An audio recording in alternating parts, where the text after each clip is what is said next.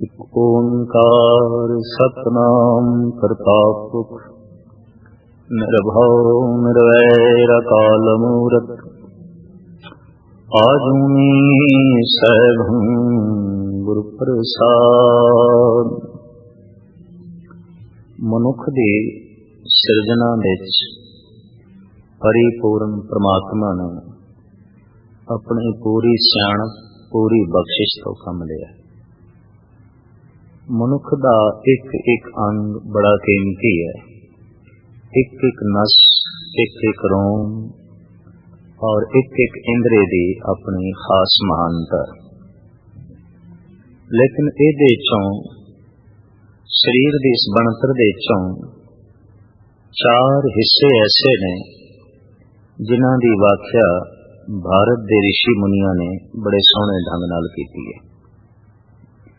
प्रथम सिर, दूसरा बावां, तीसरा पेट और चौथा चरण पैर। सिर की अपनी महानता है, हत्थां की अपनी गल है, पेट की अपनी दुनिया है और पैरां की अपनी खास होंद है। इन्हां चारां करके ही साडे देश विच वर्ण वंड होई सी और चार वर्ण मन ले गए सन।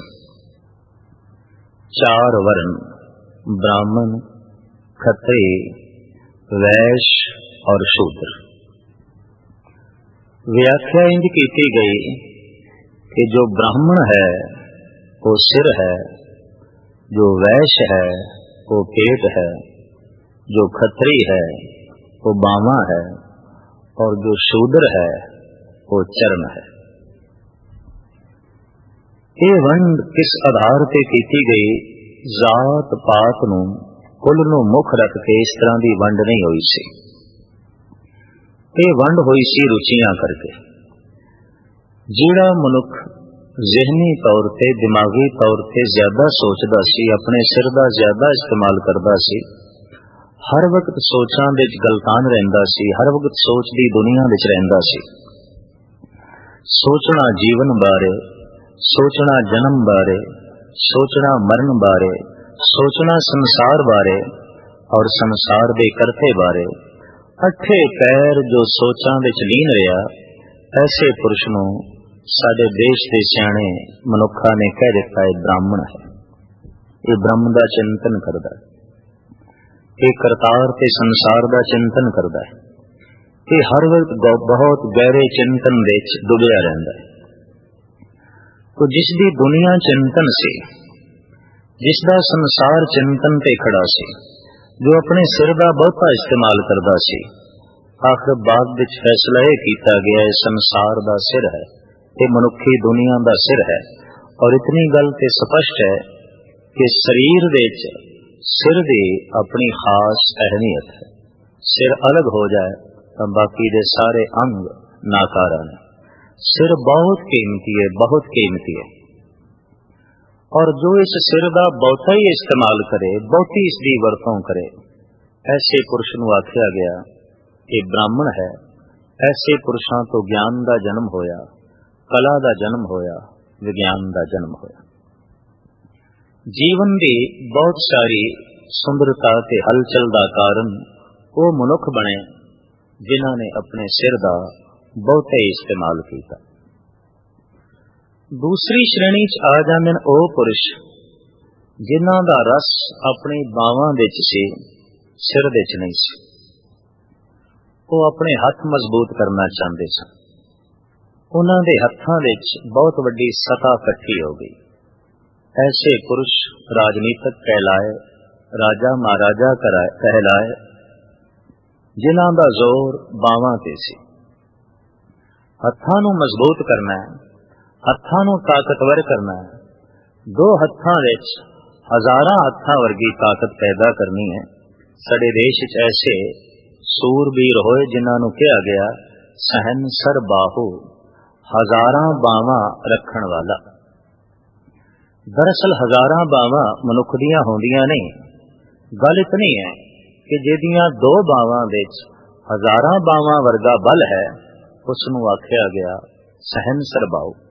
ਜਿਹਦੇ ਇੱਕ ਸਿਰ ਦੇ ਵਿੱਚ 10 ਸਿਰ ਵਰਗੇ ਸੋਚਣ ਦੀ ਸ਼ਕਤੀ ਮੌਜੂਦ ਹੋਵੇ, ਬਹੁਤ ਸੋਚ ਸਕਦਾ ਹੋਵੇ, ਐਸੇ ਪੁਰਸ਼ ਨਾਲ ਅਸੀਂ 10-10 ਸਿਰ ਵੀ ਜੋੜੇ ਜੈਸੇ ਰਾਵਣ ਦੇ ਨਾਲ ਜੋੜੇ ਗਏ। 10 ਸਿਰ ਇਸ ਗੱਲ ਦਾ ਪ੍ਰਤੀਕ ਨੇ। ਇਹ ਮਨੁੱਖ ਬਹੁਤ ਸੋਚਦਾ ਸੀ, ਬਹੁਤ ਸੋਚਦਾ ਸੀ। ਇਤਿਹਾਸਕਾਰਾਂ ਨੇ ਰਾਵਣ ਨੂੰ ਬ੍ਰਾਹਮਣ ਆਖਿਆ। ਬ੍ਰਾਹਮਣ ਸੀ, ਬਹੁਤ ਗਹਿਰਾ ਚਿੰਤਨ ਕਰਦਾ ਸੀ, ਬਹੁਤ ਗਹਿਰੀਆਂ ਸੋਚਾਂ ਵਿੱਚ ਰਹਿੰਦਾ ਸੀ। ਇਹ ਗੱਲ ਵੱਖਰੀ ਹੈ ਕਿ ਜਗਤ ਨੇ ਸਿਰਫ ਉਸਦਾ ਇੱਕ ਪਹਿਲੂ ਵੇਖਿਆ ਹੈ, ਲੇਕਿਨ ਗੁਰੂ ਗ੍ਰੰਥ ਸਾਹਿਬ ਜੀ ਮਹਾਰਾਜ ਦੇ ਉਸਦੇ ਤਿਆਗ, ਵੈਰਾਗ, ਸੂਝ ਸਮਝ ਦੀ ਵੀ ਦਾਤ ਦਿੱਤੀ ਗਈ ਹੈ। ਰਾਵਣ ਹੋਤੇ ਸੋਰੰਕ ਨੇ ਜਿਨ ਸਿਰ ਦੀਨੇ ਕਾਟ, ਉਸਨੇ शिव जी ਦੀ ਪ੍ਰਸੰਨਤਾ ਹਾਸਲ ਕਰਨ ਵਾਸਤੇ ਬਹੁਤ ਵੱਡਾ ਜਪ ਕੀਤਾ, ਤਪ ਕੀਤਾ ਔਰ ਬਹੁਤ ਲੰਬੀ ਸੋਚਾਂ ਤੋਂ ਉਹ ਲੰਘਿਆ। 10 ਸਿਰ ਇਸ ਗੱਲ ਦਾ ਪ੍ਰਤੀਕ ਨੇ ਕਿ ਬਹੁਤ ਸੋਚਦਾ ਸੀ, ਬਹੁਤ ਸੋਚਦਾ ਸੀ। 1000 ਬਾਵਾਂ ਇਸ ਗੱਲ ਦਾ ਪ੍ਰਤੀਕ ਨੇ ਕਿ 2 ਬਾਵਾਂ ਵਿੱਚ 1000 ਬਾਵਾਂ ਵਰਗਾ ਬਲ ਸੀ, 1000 ਬਾਵਾਂ ਵਰਗੀ ਤਾਕਤ ਸੀ। ਸਹਿਨ ਸਰਬਾਉ। ਤੋ ਜਿਸ ਮਨੁੱਖ ਨੂੰ ਆਪਣੇ ਹੱਥਾਂ ਵਿੱਚ ਹੀ ਰਸ ਦਿਖਾਈ ਦੇਵੇ ਤੇ ਹੱਥਾਂ ਨੂੰ ਮਜ਼ਬੂਤ ਕਰਨ ਵਿੱਚ ਹੀ ਉਹ ਆਪਣੀ ਸਾਰੀ ਸ਼ਕਤੀ ਖਰਚ ਕਰੇ, ਸਾਰਾ ਸਮਾਂ ਖਰਚ ਕਰੇ, ਐਸੇ ਪੁਰਸ਼ ਨੂੰ ਆਖਿਆ ਗਿਆ ਕਿ ਖੱਤਰੀ ਹੈ। ਪਰ ਜਿਸ ਦੀ ਚੇਤਨਾ ਪੇਟ ਦੇ ਆਲੇ ਦੁਆਲੇ ਇਕੱਠੀ ਹੋਵੇ, ਭੋਜਨ ਇਕੱਠਾ ਕਰਨਾ ਹੈ, ਅੱਜ ਦਾ ਵੀ ਇਕੱਠਾ ਕਰਨਾ ਹੈ, ਕੱਲ ਵਾਸਤੇ ਇਕੱਠਾ ਕਰਨਾ ਹੈ, 1 ਮਹੀਨੇ ਵਾਸਤੇ ਇਕੱਠਾ ਕਰਨਾ ਹੈ, ਜੀਵਨ ਭਰ ਵਾਸਤੇ ਇਕੱਠਾ ਕਰਨਾ ਹੈ, ਸਮੁੱਚੇ ਕੁਟੁੰਬ ਵਾਸਤੇ ਇਕੱਠਾ ਕਰਨਾ ਹੈ। जिस मनुख की चेतना पेट दे आले दुआले घूमे और धन संचन दे विच ही मनुख की रुचि होवे, ऐसे बंदे नूं आख्या गया वैश। मनुखां दी पहले वंड होई सी रुचियां दे आधार ते, सुभाव दे आधार ते, बाद विच इह वंड जात पात दा रूप अख्तियार कर गई। तो संचन करन दी बिरती मनुख दे अंदर बकायदा पाई जांदी है। मनोविग्यानियां ने इस संबंध दी खोज कीती है। छोटे छोटे मासूम बच्चे भी गीटियां पत्थर संचन करते हैं, संग्रह करते हैं। कोई डाक दियां टिकटां इकट्ठियां करी जांदा है, कोई होर तरह तरह की तस्वीरां इकट्ठियां करदा है। वरस के किसी नूं पुरानियां किताबां संग्रह करने की रुचि है, किसी नूं पुरानियां वस्तुआं संग्रह करने की रुचि है। संचन की रुचि मनुख के अंदर है। किसी नूं ज्ञान संचन करने की रुचि है, किसी नूं धन संग्रह करने की रुचि है। तो संग्रह करना, ये जिहड़ी संचन करने की बिरती है, इनू वैश कहंदे ने।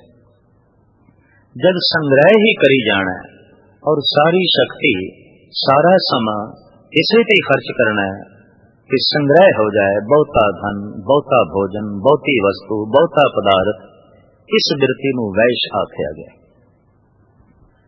जिस मनुख की रुचि भारी भरकम काम करने की होवे, वजनी काम कर सकता होवे, छोटा बारीक काम ना कर सकता होवे, वजनी काम नू ही करन वो तत्पर होवे ते सिर्फ वही कर सकता होवे, ऐसे बंदे नू आख्या गया ये शूद्र है। शूद्र का मतलब निखिद्ध नहीं, पैरां दी अपनी महानता है, पेट दी अपनी गल है, हत्थां दी अपनी गल है, सिर दी अपनी गल है। पेट विच पिया होया भोजन बावां नू भी मिलदा है, पैरां नू, सिर नू भी मिलदा है। भोजन तो जब रस बनता है, खून बनता है, तो समुचे शरीर नू मिलता है। तो पेट की भी अपनी महानता है। 2 बावां करके भोजन कमाना पैंदा, रक्षा करनी पैंदी है। इन्हां हत्थां दी भी अपनी गल है और दिमाग नाल सोचना पैंदा है। और ये अहम इंद्रा है, खास इंद्रा है, इहदी भी बड़ी गल है। ते जे पैर ही ना होवन तां गति ही नहीं हो सकती। मजदूर तबका ना होवे, भारी भरकम काम करने वाला मनुख ना होवे, तो संसार की सारी रौनक खत्म हो जाएगी। तो ये जिहड़े 4 वर्ण ने सतगुरां ने इन्हां ते दृष्टि मारी, जो भारत विच बड़े प्रधान रूप विच मौजूद सन। खत्री, ब्राह्मण, शूद्र, वैश्य। चूंकि शरीर दे विच इन्हां 4 दा बकायदा जोड़ है, सिर, हथ, पेट ते पैर जुड़े हुए ने, अड अड नहीं ने। लेकिन जब वर्ण वंड हुई तो असी बिल्कुल अलग अलग कर दिता। सोचने वाले मनुख अलग कर दिते, बस ये ब्राह्मण ने। ते शक्तिशाली मनुखों का ग्रोह अलग हो गया, बई ये खत्री ने। और धन संग्रह संचन ते कमाण वाले जिहड़े मनुख सन, इन्हां नूं अलग कर दिता, बई ये वैश्य ने। भारी ते वजनी काम करने वाले मनुखों की जमात असी अलग खड़ी कर दी बई ये शूदर ने। इहदे नाल की होया, मनुखता वंडी गई और मनुख दे विचकार बहुत वड्डी दीवार खड़ी हो गई। शूदर ते खत्री दे विचकार बहुत वड्डी दीवार खड़ी हो गई। खत्री ते ब्राह्मण, ब्राह्मण ते वैश्य ये आपस विच मिल ना सके। पाड़ा बहुत वधदा गया, विथ बहुत वधदी गई। साहिब गुरु नानक देव जी महाराज का जमाना आया। आपने मनुख की मूल समस्या नूं समझिया और हिंदुस्तान की गुलामी के कारणों नूं भी समझिया। तो एक नवी रो चलाई, एक नवी देन, एक नवी विचारधारा इस देश दे जारी की थी। आखिया चार वरन एक वरन कर पैरी पौना जग वरताया। बकौले भाई साहब भाई गुरदास जी, गुरु नानक ने चार वर्णा नूं एक करने की कोशिश की थी। सतगुरु ने फरमान किया, जब सिर पैर पेट ते पैर बकायदा कट्ठे ने तां वर्ण क्यों नहीं इकट्ठे हो सकते? इको ही मनुख के अंदर ये चारे वर्ण क्यों नहीं हो सकते? और ये वर्ण करके हर मनुख अलग अलग क्यों है? ये ठीक है कि सिर की अपनी महानता है और सिर सिरमौर है। ब्राह्मण नूं असीं सिरमौर मनिया, ये ठीक है, क्योंकि दिमाग सिरमौर है शरीर दे। असीं देखते हैं किसी मनुख का दिमाग ना काम करे तो उसनूं पागल कहते हैं, पागलखाने भेजना पैंदा। ऐसा बंदा खतरनाक साबित होता है। हुण उहदे हथ भी ने, पैर भी ने, जबान भी है, अखां भी हैगियां ने, कन भी हैगे ने, पर चूंकि दिमाग ने तो इन्हां सारे इंद्रियां दा वो सही इस्तेमाल नहीं कर सकता। इस वास्ते वो खतरनाक है, उन्होंने पागलखाने भेजना पैंदा। क्योंकि पागल नूं नहीं पता मैं की बोलना है की नहीं बोलना, की वेखना है की नहीं वेखना, किहड़े पासे चलना है किहड़े पासे नहीं चलना, की करना है की नहीं करना, सोच नहीं सकता। शक्ति सारी उसदे कोल है, पर शक्ति दे प्रयोग करने का ढंग उसदे कोल नहीं। वो सोच नहीं सकता, वो विचार नहीं सकता।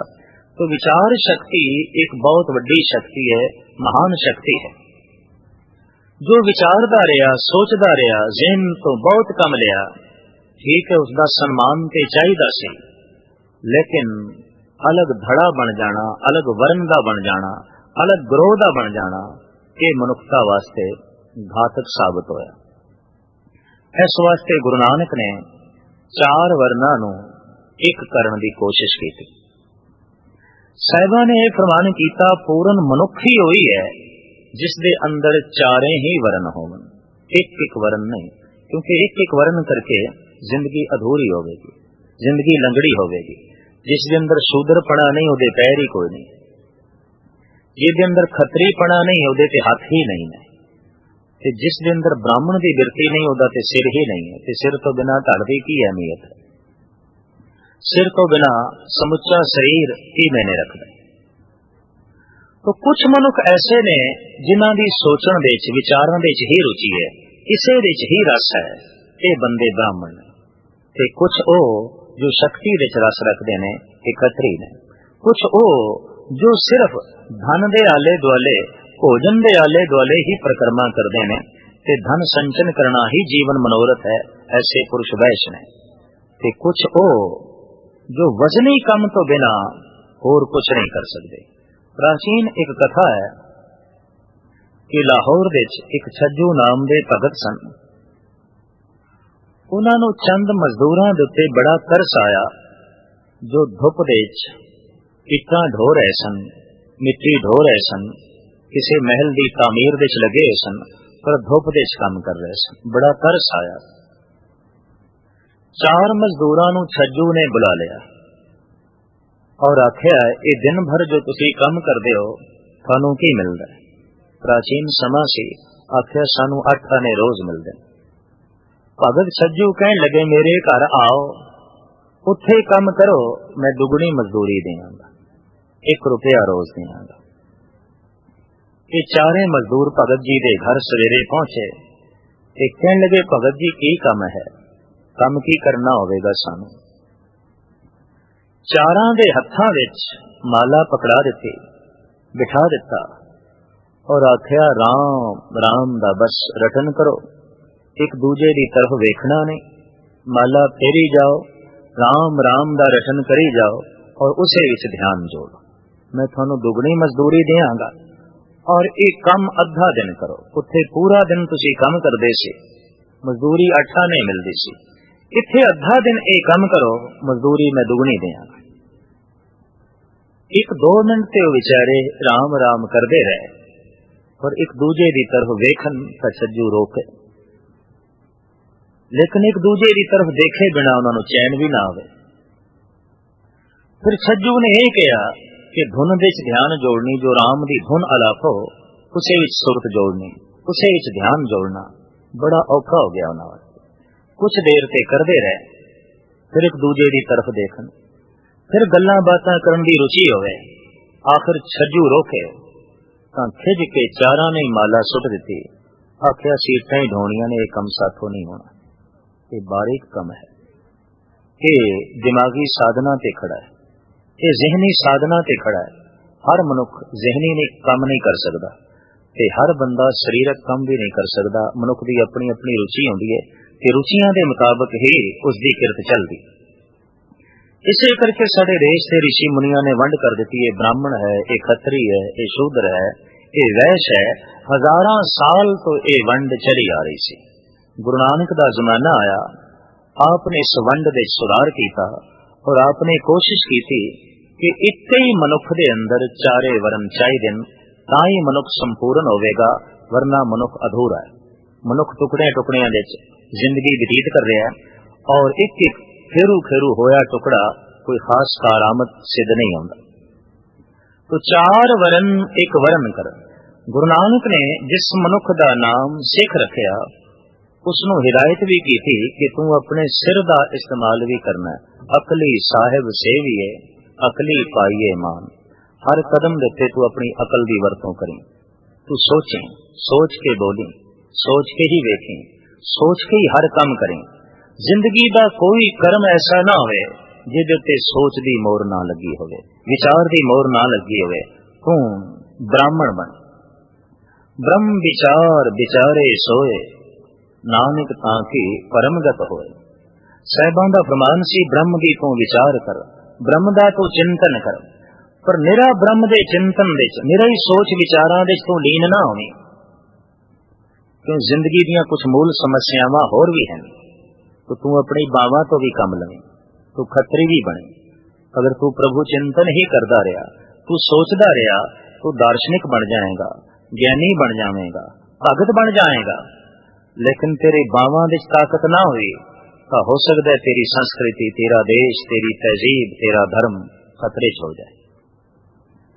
समुचे महान संत ते इस देश विच पैदा हुए, पर यह देश जितनी लंबी गुलामी तो लंघिया है, इतनी लंबी गुलामी तो कोई होर देश नहीं लंघे। संसार दे आलम वेख के हैरान हो जांदे कि इतना वड्डा देश ये मुगलों का गुलाम रहा है। अफगानिया ने इसनों गुलाम रखा है, अरबिया ने इसनों गुलाम रखा है। इत्थे डच आए, उन्होंने भारत नूं गुलाम बनाया। इत्थे स्पेनिश आए, इत्थे फ्रेंच आए, इत्थे मंगोल आए, इत्थे अंग्रेज आया।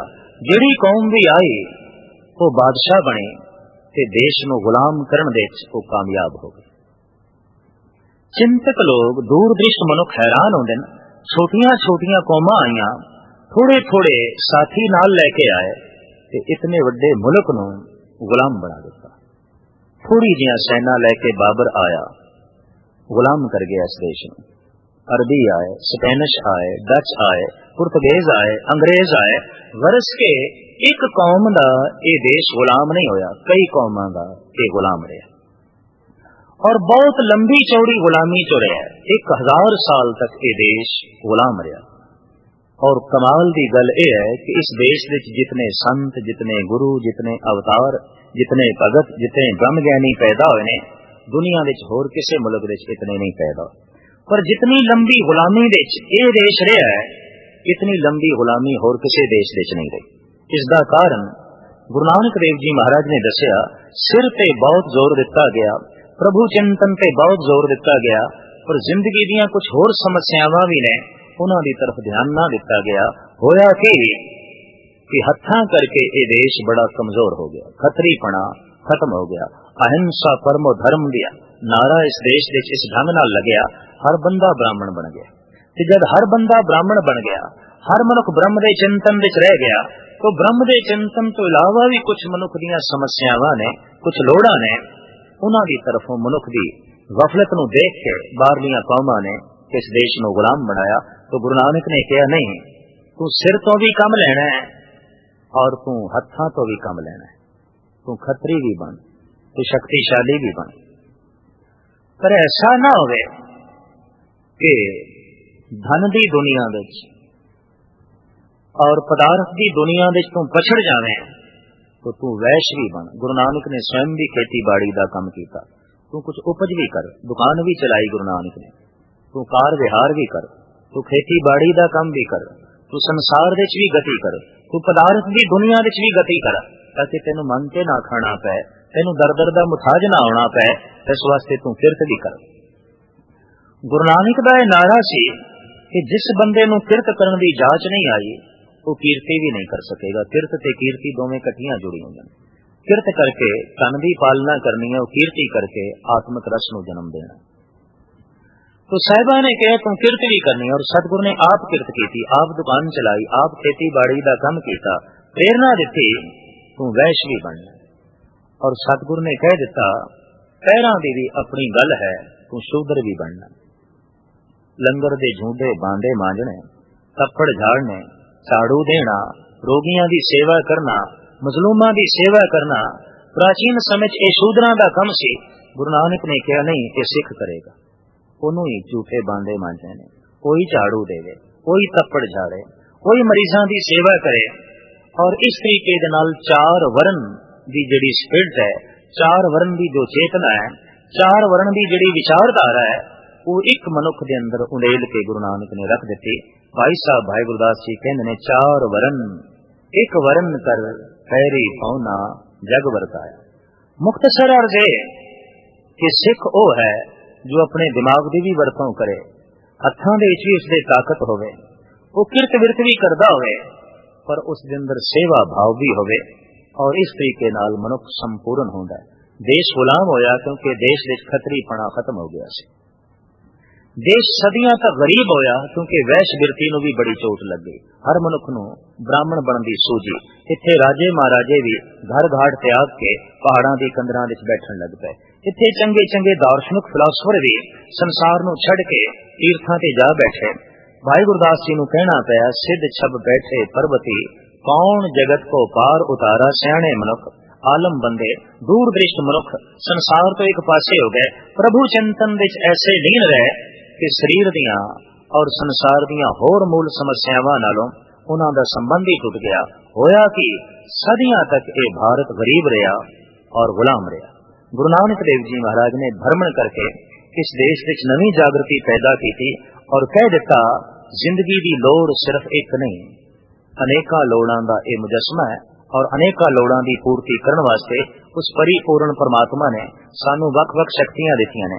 सानू पैर भी दिते ने, सानू हथ भी दिते ने, सानू पेट दिता है, सानू दिमाग दिता है। असी दिमाग नाल सोचना है सच की है झूठ की है। असी हत्थां नाल किरत करके धन पदार्थ कमाना है ताकि शरीर की पूर्ति हो सके। असी सेवा भाव विच लीन होना है ताकि निर्माणता बड़ी रहे, ताकि अंदर गरीबी बनी रहे, हंकार ना पैदा होवे। तो सिख ओ जिस दे अंदर चारे वर्ण बकायदा रूप विच मौजूद ने। एक एक वर्ण वाला मनुख टुकड़ियां टुकड़ियां च बटिया होया है और अधूरा है। इस वास्ते साहिबां ने नारा लाया मनुख नूं संपूर्ण करना है, मनुख नूं पूर्ण रूप रेखा देनी है। और पूर्ण ये उदों होवेगा जद मस्तक दे नाल नाल इस दियां बावां भी काम करन, इसनूं पेट की चिंता भी होवे और इस दे अंदर सेवा वाली बिरती भी पूर्ण रूप विच जाग पए। साहिब श्री गुरु नानक देव जी महाराज की इस विचारधारा का भारत से बहुत गहरा असर होया। सदियां दी ये जिहड़ी गुलामी सी इस विच आजादी दी रूह पैदा हुई, आजादी दे परवाने पैदा होए। गुरु नानक की गल जैसे जैसे समझ दे आई, गुरु गोबिंद सिंह जी महाराज की गल जैसे जैसे भारत वासियों को समझ आई, उन्होंने अपनी गुलामी दिस पई, उन्होंने अपनी गरीबी दिस पई, उन्होंने अपनी मजबूरी दिस पई। गरीबी के कारण भी दिस पए, मजबूरी के कारण भी दिस पए। इस वास्ते वो अपन मूल समस्यावां नाल झूझण लग पए। गुरु गोबिंद सिंह जी महाराज ने तो ऐसी रूह हो के ऐसा वीर रस पैदा किया और कह दिता असी निरे हुण अणखहीन नहीं हाँ, कमजोर नहीं हाँ, असी केवल ब्राह्मण नहीं हाँ, असी केवल जप तप करने वाले भगत नहीं हाँ, कोई साडी माला खो के ले जाए असी खतरी भी। और साहिबा ने साफ कह दिता असी विचार दा जवाब विचार नाल देंदे हाँ, असी तलवार दा जवाब तलवार नाल देंदे।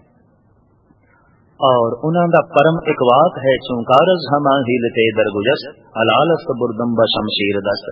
जद शांति नाल विचार नाल जिंदगी की कोई समस्या हल ना होवे तां तलवार चुक लेना भी धर्म है, वो भी एक महान कर्तव्य होवेगा। और जो इस कर्तव्य नहीं निभाएगा अपने आप को गुलाम कर बैठेगा, कौम गुलाम हो जाएगी, देश गुलाम हो जाएगा।